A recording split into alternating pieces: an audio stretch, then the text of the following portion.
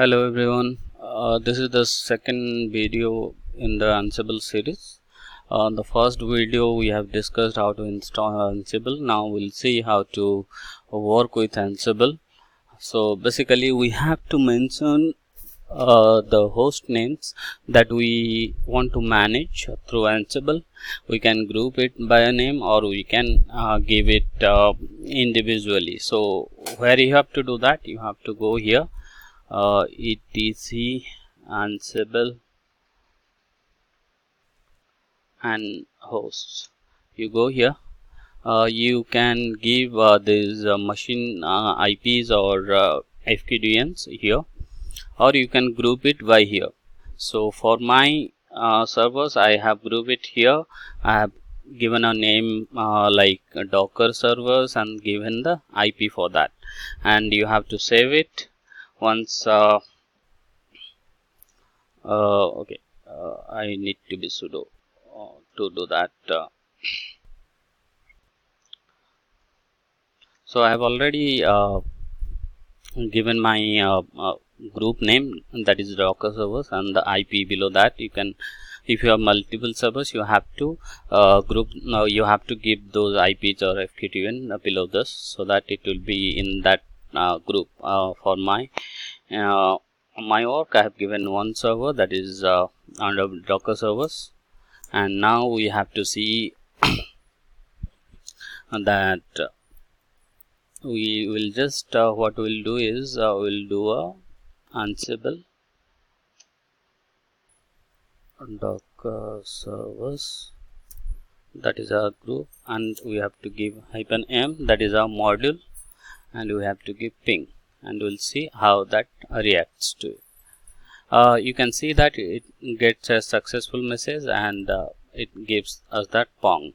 That means it discovered that particular machine and could able to communicate with that. We can also see that how many servers we have under Docker servers group. What we'll do is we'll give hyphen list hyphen hosts. It shows us that we have one host here in this group, and that host's name is, or host IP is this. If you have given FQDN, it will show that here. Then we will use module setup and see it will fetch out all the information from that machine, all these machines within that group. So we just do that. We'll see all this information coming in. You can see all this information that comes in. It is the server IP. It can able to reach, and all these IPs in that server, all these informations, the boot image. You can see this one, the interface details, MAC address, everything about that. You can see the DM 0, DM1, all this disk related information, and then you can see the distribution that that is CentOS, and you can see a lot more information here, which you can grab as per your requirements. So all this information can be fetch out with that module, setup module. So you just give this Ansible, and then your group name, then -m for the module, and then the module is set up. As I have told earlier, that we can also send ad hoc commands to get some information. So let's use that module command an, then we'll give that in the single quotes. That's time. Okay, it is showing us some error, that error extraneous options or argument. That means we have passed on some some errors, passed on some values that cannot be read by the Ansible, so we have to check our syntax. Okay, you can check that I have just corrected the syntax, and uh, by which it is giving me the status uptime of this particular machine, that is I'm managing through Ansible. And like that we can use cell module as well, and I'll just show you that.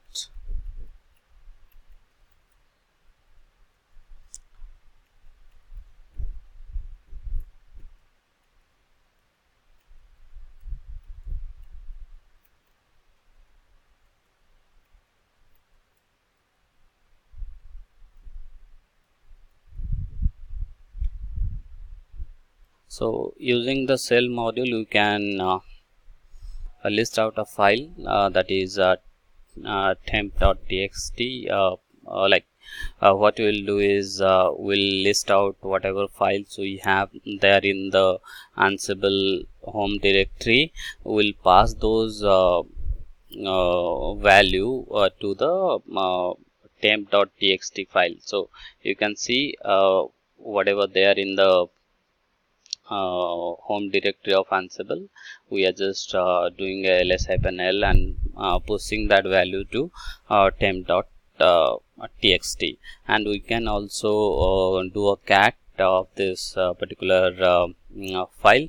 For that, let us do a cat and give it cat and do a command.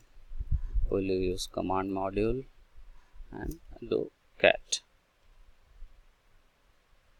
and you can see that it is showing us the content of the temp.txt file. We can see that by cat temp.txt, and so what we'll do is next we'll see that next we'll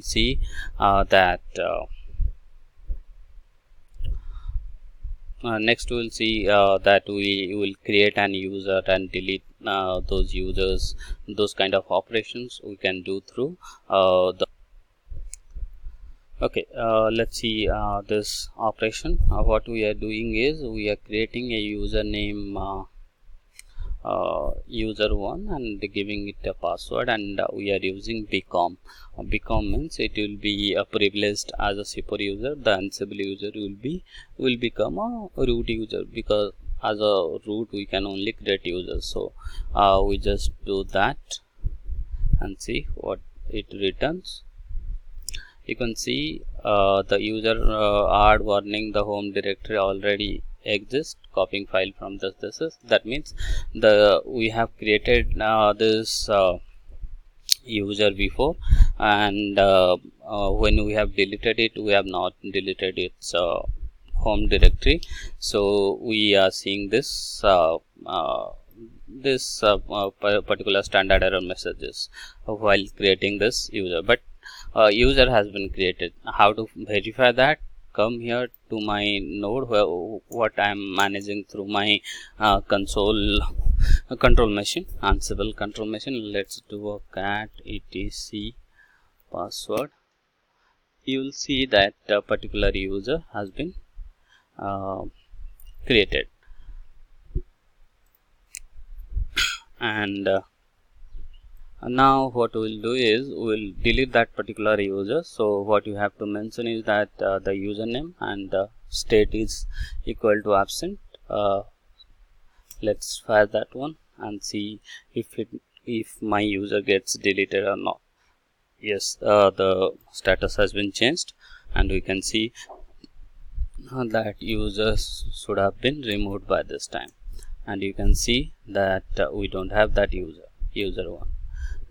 Like that we will be able to install and install packages. We will be able to remove packages. We can control their services, start those services.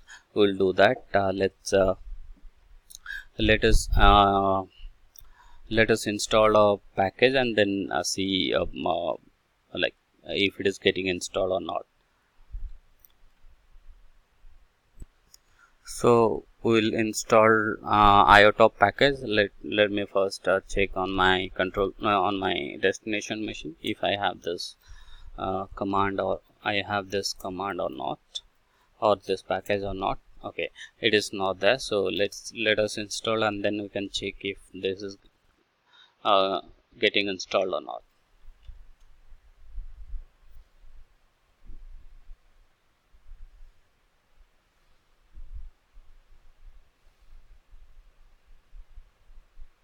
So you can see that the status has been changed and this is complete, and we can see that the IOTop package has been installed. And let's go to the machine where I've installed it and let's run this.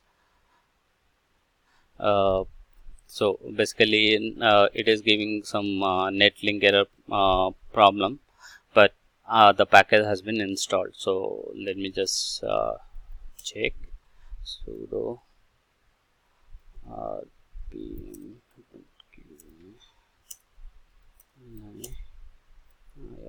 top.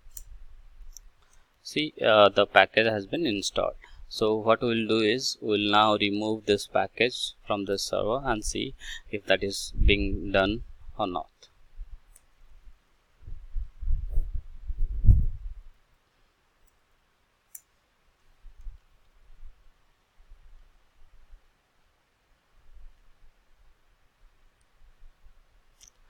You can see that this package has been removed, state has been changed, and let's go back to that machine and see if that package is there. You can see that package is not there because we have just removed it. So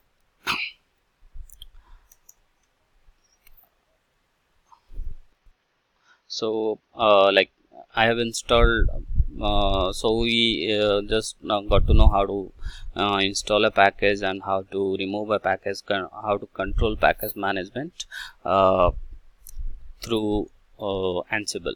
Like that, I have installed install HTTP like the web server here, Apache.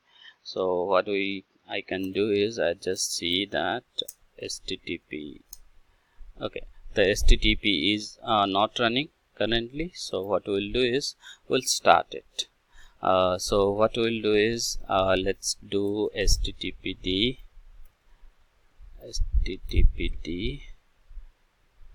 state becomes started, and we will have to change the module service.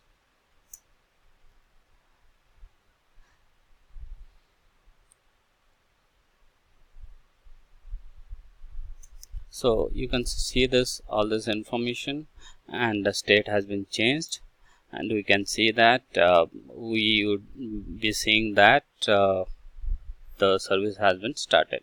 Let's go back to the other machine, the machine we are controlling from Ansible. Let's see that. You can see this particular service has been started, and we can stop this service also. What you have to just do is let's say stopped stopped.